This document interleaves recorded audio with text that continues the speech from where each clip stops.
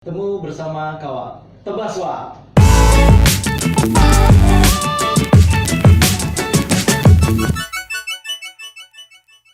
Ya, ketemu lagi dengan saya Faisal di podcast kita Tebaswal, Temu Bersama Kawal. Kali ini kita kedatangan dua atlet muda Palangkaraya dan Kalimantan Tengah. Ya, mungkin untuk anak basket yang usia pelajar pastinya udah tahu nih dengan dua bintang tamu pada hari ini, pada kesempatan kali ini, terutama yang di Kota Palangkaraya ya. Di sini ada Jales dan Abar. Nah, ini sengaja kita undang dua atlet bola basket Kota Palangkaraya ini untuk sharing pengalaman terkait dengan kemarin baru-baru aja kalian berangkat ya katanya Iya benar bang. ke Surabaya untuk ikut seleksi timnas. Iya. Nah, jadi itu memang prestasi yang benar-benar membanggakan sih ya. Iya. Soalnya untuk Kalimantan Tengah dan terlebih Kota Palangkaraya kita atletnya kayaknya nggak pernah nih dilirik atau dipanggil oleh tim nasional. Ya minimal ketika kita ada panggilan dan ikut berpartisipasi setidak-tidaknya pengalaman ya. Iya bang. Oke, kita mulai dari awal nih. Abang pengen ngobrol dengan Jales dulu ya. Jales, kamu pada awalnya main basket atau tertarik dengan basket itu gimana? Apakah dari keluarga ada yang olahraga basket, ataukah orang tua, ataukah memang lihat basket lalu suka? Itu gimana? Cerita dong sedikit. Iya. Jadi awalnya bang, kalau dari latar belakang keluarga sih nggak ada yang atlet bang. Oh, nggak ada. Iya, papa mama kebetulan PNS, kakak kebetulan fokusnya pada paski dulu bang. Dan kebetulan saya sekolah olahraga. Oh, Ya, jadi pertama itu saya main bola bang waktu SD. bola. Sepak bola Ya, ya. sepak bola. Heeh. Kemudian setelah saya lihat, saya dibawa ke SMP kakak saya.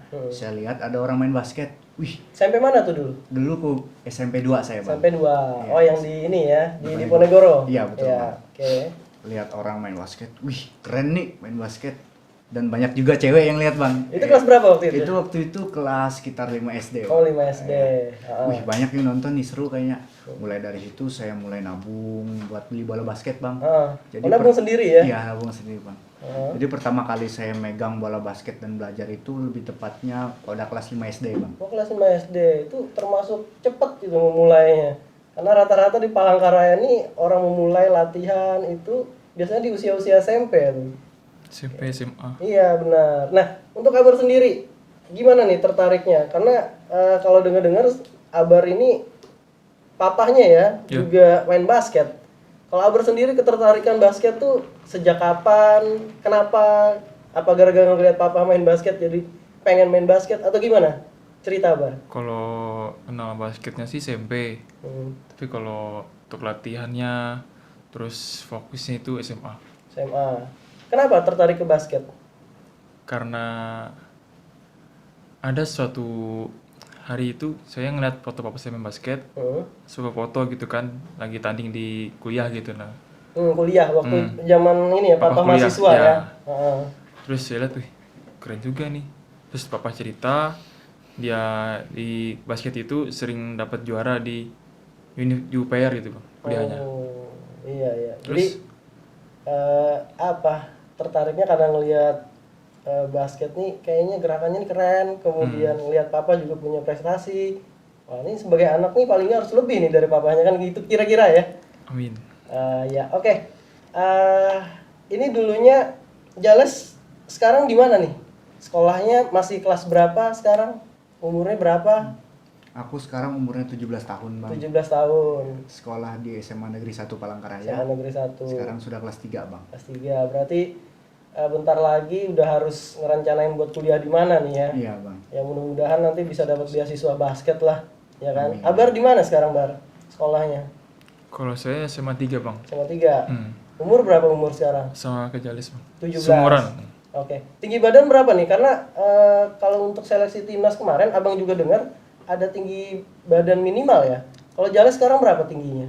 Saya 183 bang. 183. Kalau Abar? Waktu ngukur kemarin 187. 187. Nah, berarti kurang lebih standar untuk bisa lolos ataupun bisa mengikuti seleksi itu minimal kayaknya di angka 180 cm ya, kurang lebih ya. Oke, cerita dong kronologisnya sedikit. Gimana sih ceritanya Abar sama Jales ini waktu itu bisa dipanggil oleh timnas? Artinya sepengetahuan kalian itu prosesnya gimana? Kemudian apa saja yang kalian persiapkan? Berapa lama waktu persiapannya? Abar dulu silakan Bar. Gimana tuh? Ceritanya kok bisa jadi berangkat itu gimana tuh? Waktu itu kan awalnya kita berdua baru pulang dari Pangalambun, pulang dari lomba. Oh, lah. event ya? Iya, Event, event. ya. Terus sampai di rumah itu ya malam lah, tiduran. Terus si Jales nelfon saya, Bar, kita terpilih untuk saya di timnas. Hah? Masa? Saya cek di IG Perbasi, ada namanya berdua. Oke. Terus gimana rasanya waktu itu? Jales gimana rasanya pas ngeliat namanya ada tertulis di IG Perbasi itu untuk dipanggil ikut seleksi itu gimana rasanya?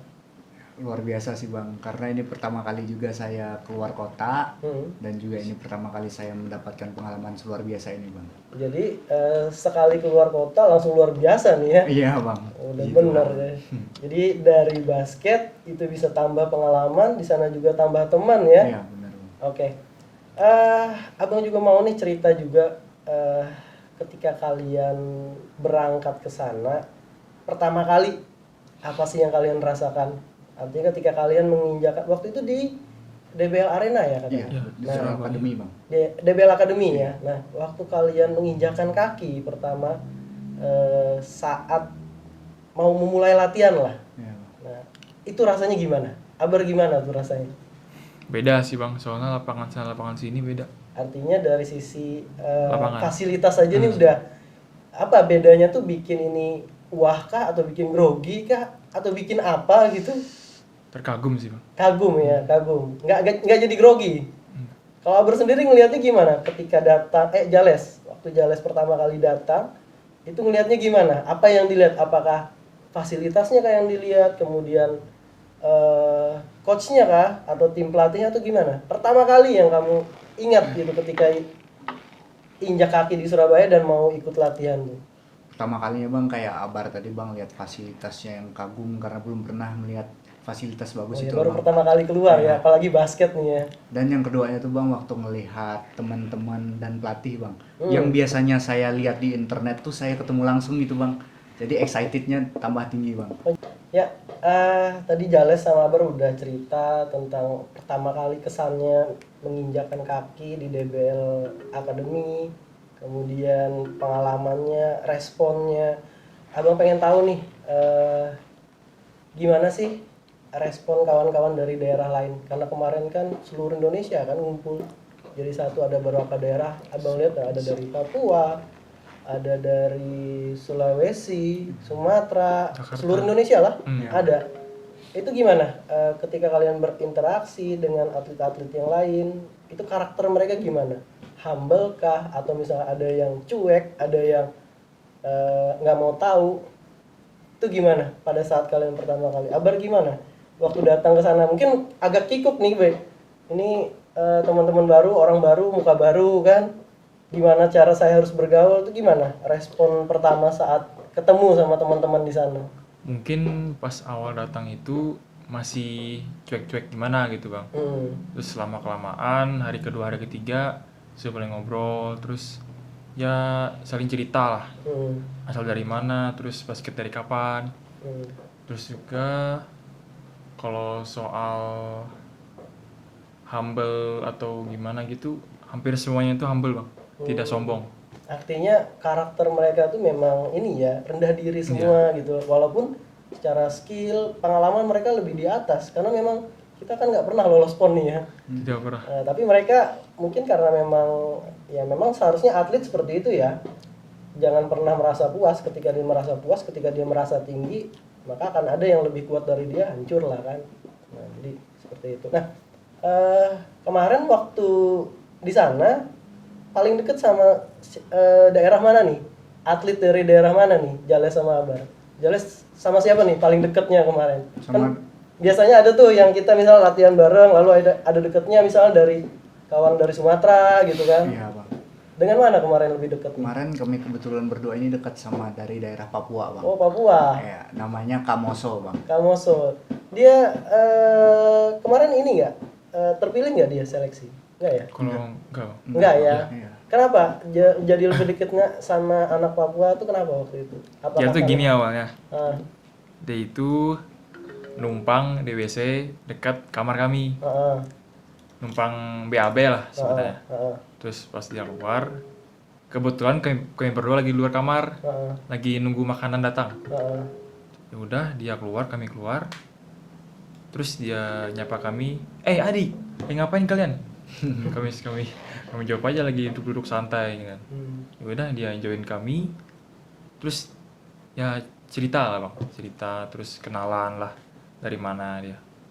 Oh, ya jadi mungkin karena karakter yang humble tadi ya setiap atlet itu, jadi mereka nggak segan untuk nyapa duluan, untuk mencoba bergaul duluan ya. Iya. Ya memang ini yang harus dibiasakan juga untuk olahragawan kita, terutama atlet basket.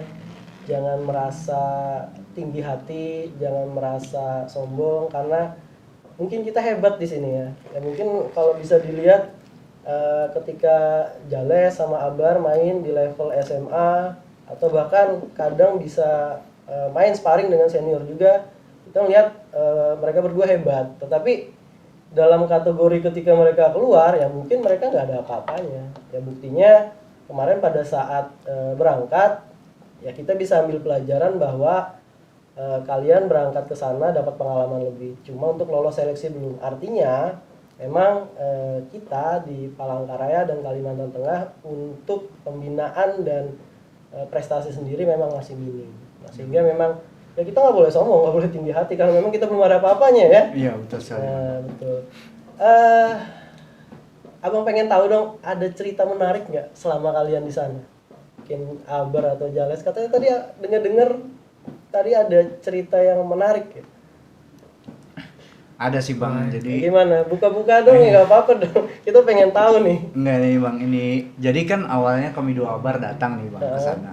Karena kami dua yang terbiasa di sini logat Banjar kan bang. Di sana kan rata-rata orang Jawa bang. Jadi kadang kalau kami ngomong nih bisa Keceplosan. iya keceplosan logat Banjar kami yang dimana mereka tuh bisa nggak paham sendiri bang. Hah gitu bang. jadi kayak aneh sendiri Iya ya. bang. Mereka sendiri kalau mereka karena memang mayoritas ini ya karena Jawa. di Jawa ya. Iya betul sekali. Jadi yang anehnya kalian nih jatuhnya aneh kan. Iya bang. Karena wilayah mereka, tapi nggak apa. Tapi mereka ini kan apa namanya welcome aja kan dan paham dengan perbedaan itu kan. Iya welcome sekali bang. Tadi Abar cerita juga nih bahwa nggak biasa bangun pagi, tiba-tiba di sana harus bangun pagi. Kenapa tuh? Apakah memang secara jadwal pelatihan di sana itu mengharuskan bangun pagi atau memang WC-nya cuma 1 atau 2 jadi gantian gitu? Kalau saya sendiri supaya lebih tenang bangunnya bang. Jadi kalau bangunnya pagi, Lebih banyak prepare gitu ya. ya Tapi supaya tidak sebenarnya jam latihan pagi jam berapa mulai? jam 7. Jam 7. Oh, lumayan pagi sih ya. Maka memang harus bangun pagi. Kalau Jales sendiri emang biasa bangun pagi atau? Kalau saya sih kebalikan Abar bang. Saya yang bangun paling telatnya bang. Tapi kalau di sana mau nggak mau tetap harus ikut jadwal bangun pagi kan? Iya bang. Oke. Kemudian kemarin abang lihat bahwa pelatih yang handle itu kan pelatih asing ya, Iya betul head sekali. coachnya Coach Miles. yang sekarang pegang timnas elit muda itu kan, Iya, yang lagi main di IBL sekarang. Itu gimana pola komunikasi kalian dengan head coach itu? Apakah ada perantara bahasa atau kalian memang ngerti nih apa yang disampaikan, apa yang diinginkan oleh head coach itu? Syukurnya kemarin itu ada perantaranya bang, ada yang Ada penerjemah. Ya, Jadi dia yang menerjemahkan apa maunya si pelatih ini. dan juga penerjemahnya itu coach juga pelatih. Oh, coach juga. Jadi dia yang paham ya. Pengalaman kalian setelah ikut seleksi ini, apa sih yang kalian rasakan? Banyak sih bang. Mulai dari kami jadi dapat pembelajaran bang bahwa fundamental dari basket itu sangat penting bang. Dari fundamental, dari segi cara bermain, dari segi komunikasi tim, bahwa itu semua sangat penting bang. Dan bahwa dari situ juga kami tahu bang bahwa permainan tim itu sangat penting bang daripada permainan individu. Yang dimana waktu kami di sini, kami dua Abar nih bang, lebih dominan tuh permainan sendiri-sendiri bang. Abar ISO sendiri maju. Nah, ISO. ketika dibawa ke sana bang, ya hancur lah bang. Soalnya badannya lebih gede dari kalian kan, Iya, benar. lebih cepet dari kalian, lebih punya fundamental yang bagus, Iya, sehingga betul. kalau jaganya sendiri keteteran. Iya, Tapi betul. kalau main tim, ya akan lebih ini ya, akan lebih menghemat Mudah. power juga kan, Betul. tenaga juga. Nah, persaingan di sana gimana sih?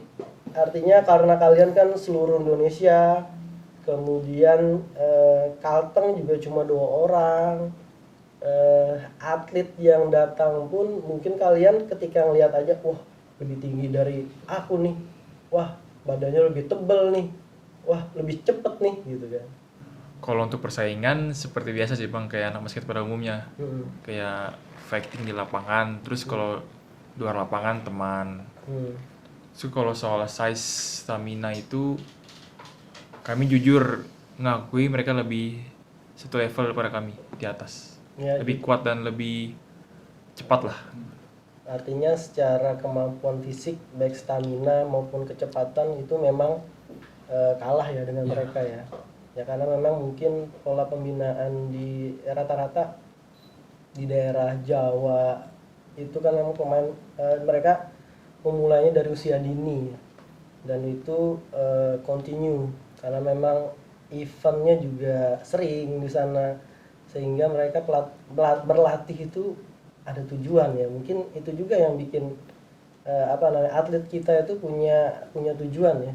Dan ini memang jadi koreksi dan masukan untuk yang berkepentingan Perbasi baik di Kota Palangkaraya maupun Kalimantan Tengah, gimana caranya kalau kita mau cetak atlet ya eventnya memang harus banyak. Nah itu.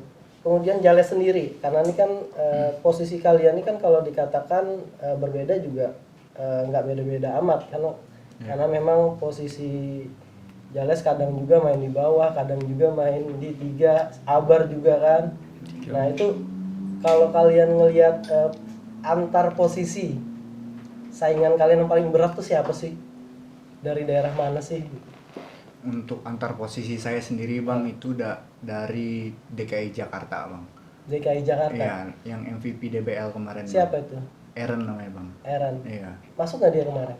Kemarin dia nggak lolos bang. Nggak, MVP DBL aja nggak masuk loh seleksi timnas.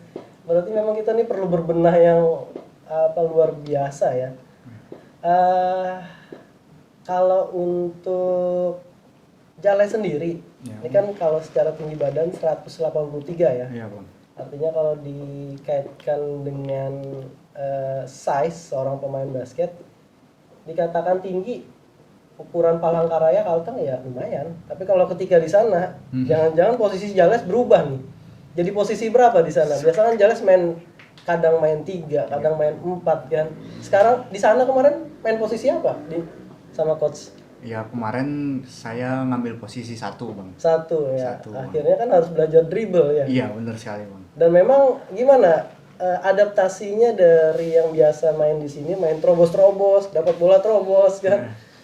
Ke posisi 1 kan harus bisa mikirin teman, harus bisa buka peluang. Itu gimana nih kemarin adaptasinya? Ya memang lebih berat sih bang. Jadi saya harus berusaha mikir lebih banyak lagi bang, usaha lebih banyak.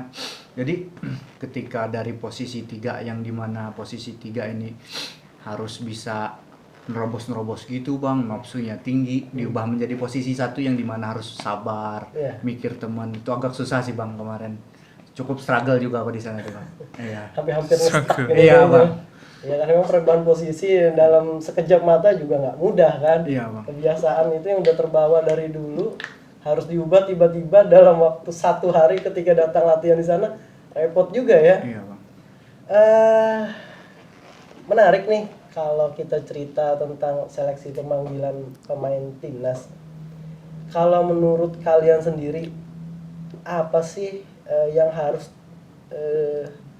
dibiasakan atau pelajaran apa yang kalian bawa dari saat mengikuti pelatihan seleksi timnas, kemudian di Kota Palangkaraya khususnya? Pola pelatihannya apa sih yang berbeda dan apa sih yang sebenarnya harus diterapkan di Palangkaraya supaya kita bisa punya tuh atlet-atlet bagus kayak mereka gitu? Apa kalau kalian lihat? Mungkin Bang bedanya di mereka tuh kalau latihan itu efektif Bang. Misalnya dia hanya hari ini dia latihan ini, itu aja terus sampai berapa? Atau kalian gimana ngelihatnya?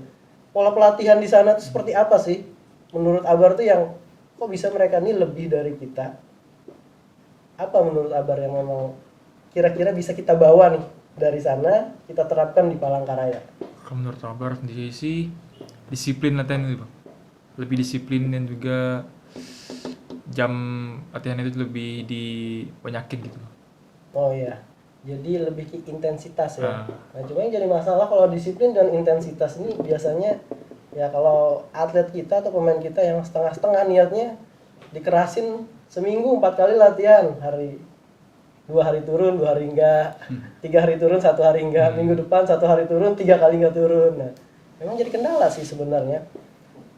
Kalau menurut Jale sendiri apa sih yang harus diambil pelajaran dari sana yang bisa kita terapkan supaya kita bisa juga nih mencontoh kayak atlet-atlet yang di sana itu? Ya kalau menurut saya sih Bang lebih ke penguatan fundamental sih Bang. Fundamental ya. Fundamental basket yang saya pelajarin dari sana bahwa fundamental itu sangat penting Bang. Artinya fundamental nih menurut pengalaman Jales itu apa? Tolong jelasin nih.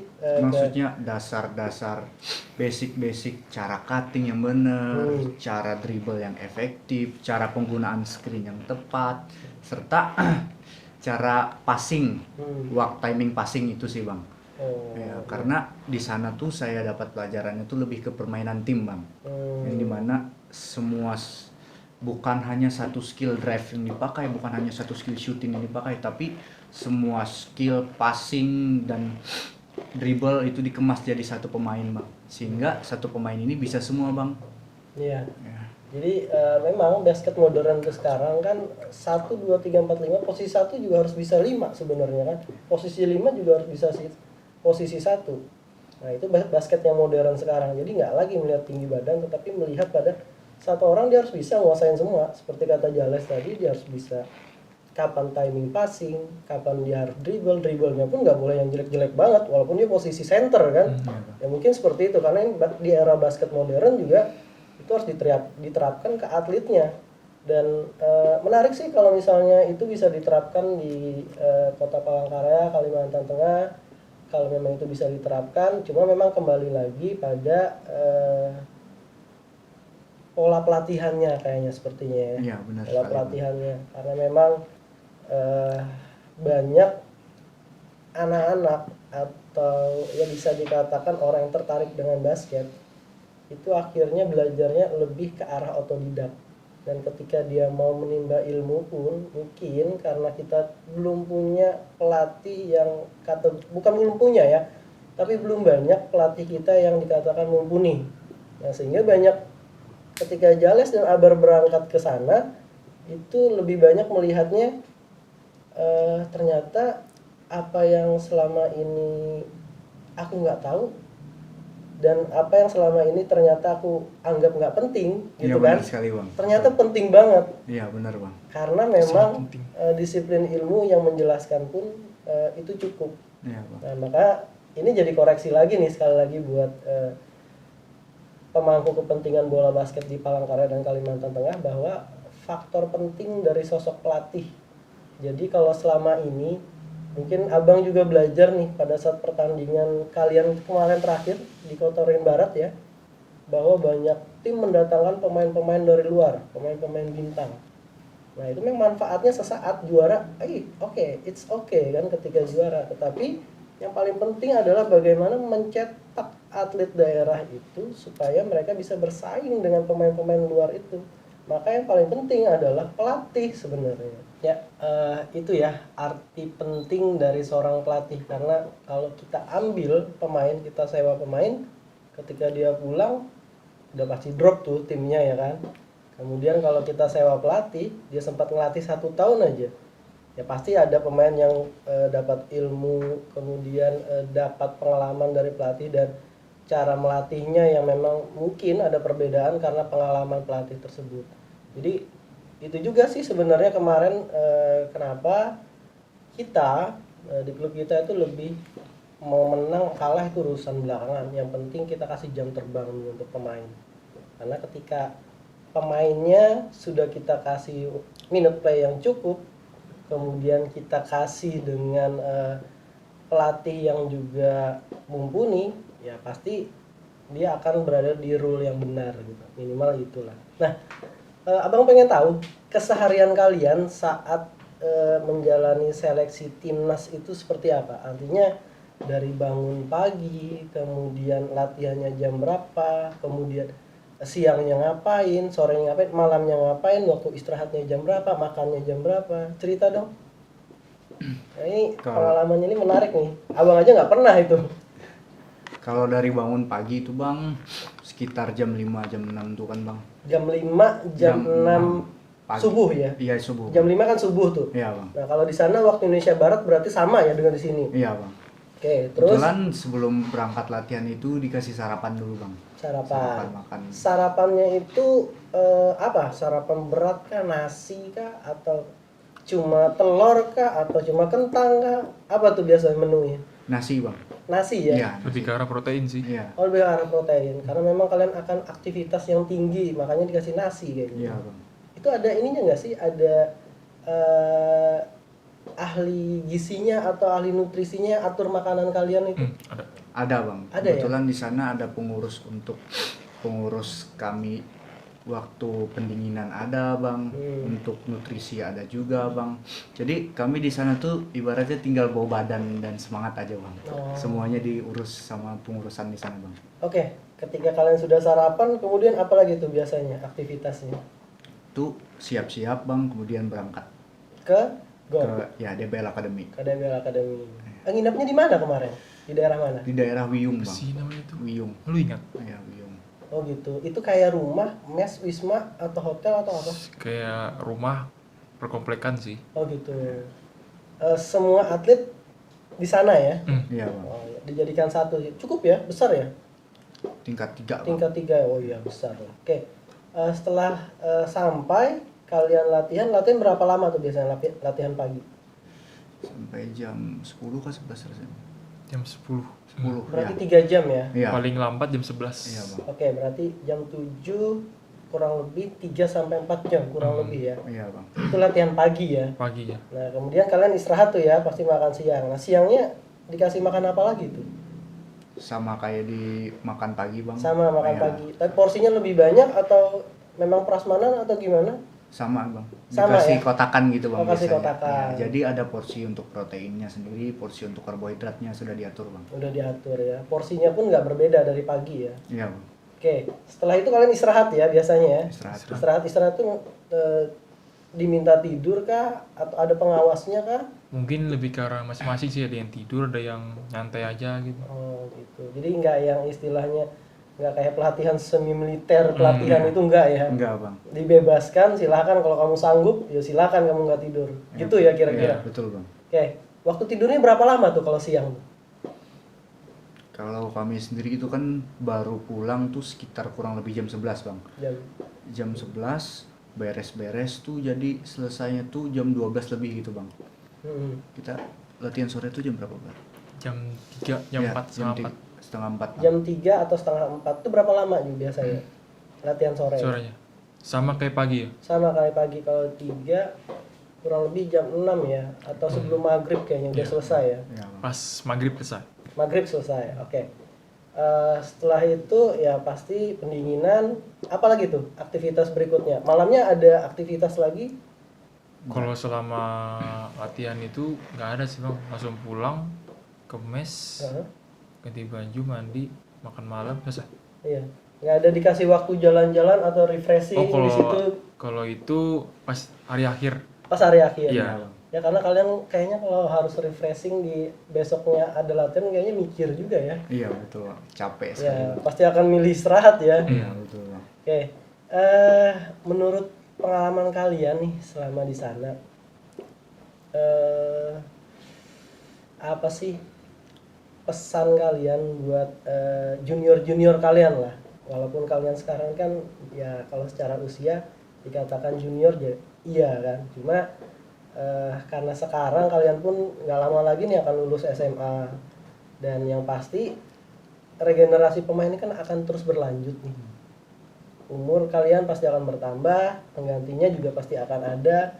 Pesan kalian nih, seandainya ada junior kalian nanti yang akan berangkat seleksi timnas, apa aja yang harus dipersiapkan sesuai pengalaman yang kemarin kalian pernah ikut. Kabar tuh apa Bar? Cerita Bar. Kira-kira apa nih yang harus Dek, nanti kalau kamu berangkat kamu harus persiapkan ini loh gitu. Karena ini penting ketika di sana. Nah, itu pengalaman itu, berdasarkan pengalaman itu apa sih yang harus mereka siapkan sebelum mereka berangkat ikut seleksi gitu. Kalau yang pertama sih latihan. Kedua latihan sih. Iya, Betul. latihannya maksudnya latihan apa? Apakah latihannya dribble kah, atau tembak, atau fisik kah gitu, yang harus digenjot gitu ketika mereka mau berangkat untuk seleksi timnas itu? Kalau yang paling penting itu fisik. Fisik ya. Fisik artinya kalau skill memang penting, tapi kalau fisik nggak ada, skill juga nggak akan keluar ya. Ya betul. Berarti fisik penting banget tuh ya. Oke. Kalau menurut Jales, apa nih yang harus dipersiapkan ketika kalian atau ada penerus kalian nanti yang akan berangkat? Ya enggak. Kalau fisik ya oke, Abang setuju. Tapi kira-kira ada lagi nggak sih? Mungkin dari sisi mentalnya kah, dari sisi psikologisnya, atau dari sisi yang lain gitu kan? Apa kira-kira? Melanjutkan kata Abar tadi Bang, selain fisik, stamina juga Bang, dan yang paling penting itu mental sih Bang. Mental ya. Ya, karena kalau udah punya fisik dan stamina tapi mental nggak punya, nggak bakal keluar gitu Bang. Mending masih main basket tuh. Bener ya. Jadi kalau memang karena mental kan biasanya diuji ketika jam terbang tinggi. Tapi kalau eventnya sedikit, minute play nggak dapat, jam terbang juga akan rendah, akhirnya mental nggak terbentuk ya. Mungkin ini jadi salah satu kendala atlet di Palangkaraya dan Kalimantan Tengah, di mana karena memang kita di sini ya eventnya masih dikatakan sedikit. Dan ini juga harus menjadi sekali lagi jadi perhatian ya.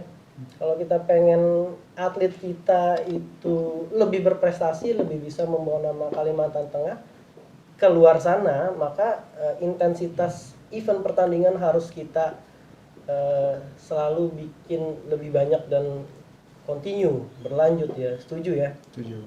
Oke, selanjutnya Abang pengen tahu gimana rencana kalian ke depan. Jales, artinya kita kan bicara basket nih dari tadi, tapi memang nggak akan jauh berbeda sih sebenarnya, karena memang ke depannya kalian kan bentar lagi lulus nih. Apakah atau rencana kalian ke depan seperti apa? Mau nerusin basket atau berharap ada beasiswa untuk basket sehingga bisa meneruskan ke universitas lewat jalur basket, atau memang basket cukup di SMA, kuliah udah nggak ngurus basket lagi, siapa tahu. Nah kalau Jales sendiri gimana nih? Rencana ke depannya gimana? Kalau saya, karena saya passionnya di basket kan Bang, ini saya berharap sih Bang dapat beasiswa atau semacamnya gitu Bang. Oke, ya memang berarti kalau beasiswa basket maka harus ada banyak pertandingan basket yang kamu ikuti.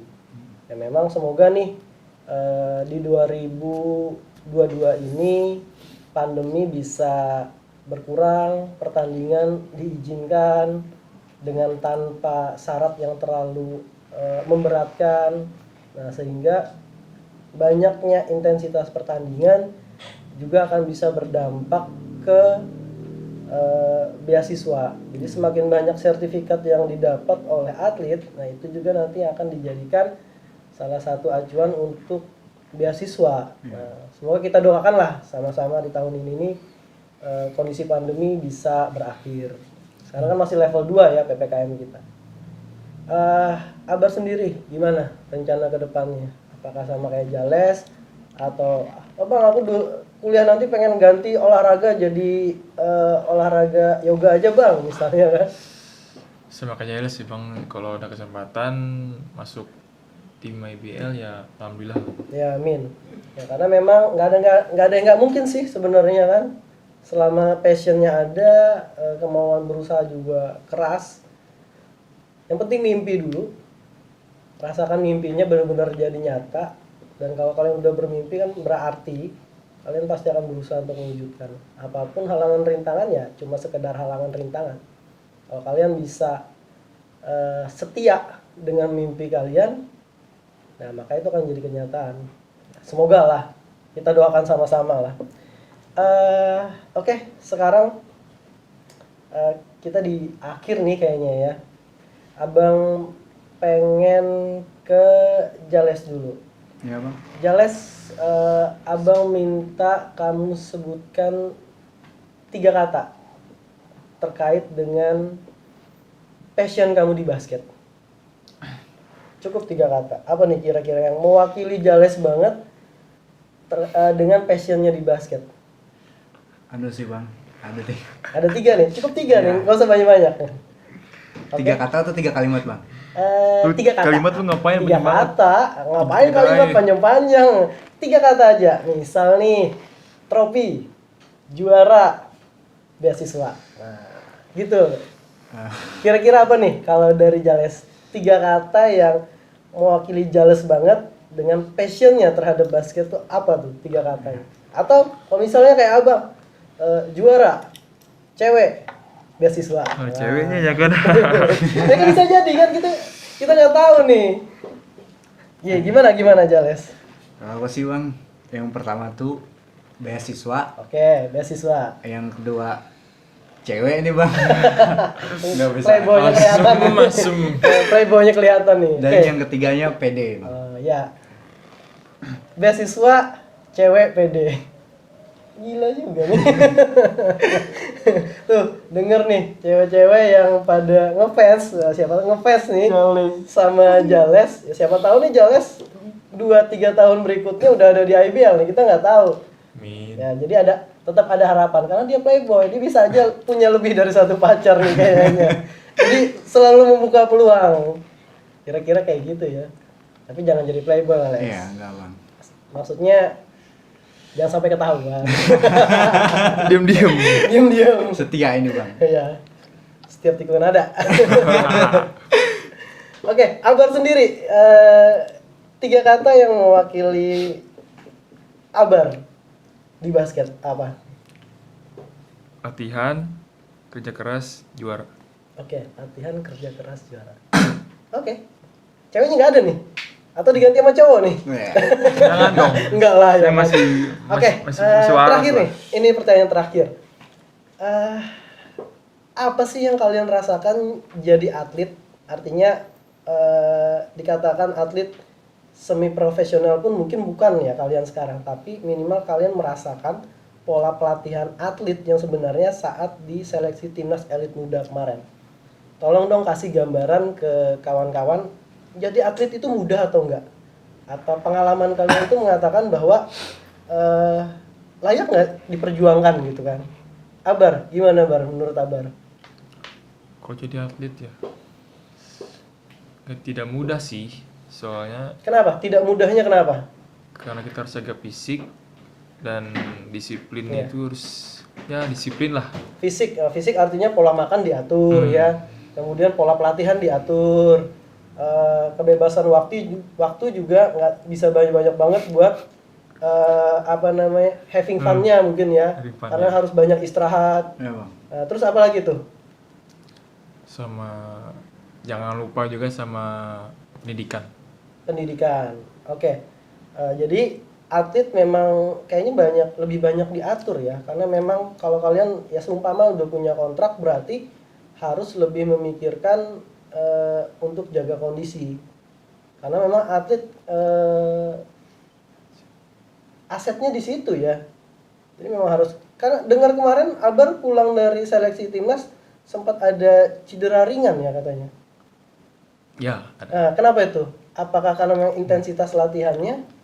Mungkin oleh kaget sih, Kaget. capean mungkin. Capaiannya mungkin karena pola pelatihan di sini tidak biasa dengan pola pelatihan di sana yang intensitasnya tinggi. Nah, artinya kalau Abar nih bisa menjelaskan bahwa ya memang jadi atlet nggak mudah. Tapi layak nggak diperjuangkan? Layak banget. Oke, layak banget. Oke, Jale sendiri gimana? Ya, yang pasti layak banget Bang Ai. Karena di sisi lain selain mendapat kesempatan untuk jadi pemain basket, banyak pelajaran hidup juga Bang, yang dimana kita dituntut untuk jadi konsisten, disiplin waktu, disiplin kehidupan, yang dimana kehidupan kita jadi lebih teratur Bang. Jadi banyak side effect yang saya rasakan dari menjadi atlet sendiri Bang. Ya, jaringan bertambah, teman-teman bertambah. Nah, tapi satu pertanyaan, mudah nggak sih jadi atlet? Abar, mudah nggak sih jadi atlet, terlebih atlet bola basket ya? Artinya dari pengalaman kalian yang ikut seleksi timnas elit muda kemarin, mudah nggak sih jadi atlet bola basket? Sangat tidak mudah. Sangat tidak mudah. Tapi mungkin. Sangat mungkin. Sangat mungkin. Jales? Ya Bang, sama sulit Bang. Sulit ya? Ada banyak pengorbanan yang harus dilepaskan Bang. Maka dari itu, walaupun itu susah, tapi itu worth it sekali Bang. Wah, itu worth it. Artinya layak untuk diperjuangkan. Nah, Ya, betul sekali. ini juga jadi motivasi buat adik-adik kalian ya, bahwa olahraga atau bola basket itu jangan dilihat seakan-akan tidak menghasilkan. Tetapi ya kita lihat banyak orang-orang di luar sana berhasil di olahraga. Nah, tentunya karena kita di sini anak-anak basket ya, di olahraga basket. Oke. Kita sudah di akhir. Terima kasih nih udah mau stay mendengarkan obrolan kita di podcast Tebaswal ini, Temu Bersama Kawal. Dan kita akan jumpa lagi di podcast-podcast berikutnya. Saya Faisal dan Saya Jales. dan Saya Abar. Oke, kami mohon undur diri dulu. Terima kasih sudah stay di channel YouTube BGU Entertainment. Jangan lupa klik like, subscribe, dan share video podcast kita ini. Terima kasih. Dadah. Temu Bersama Kawal. Tebaswa.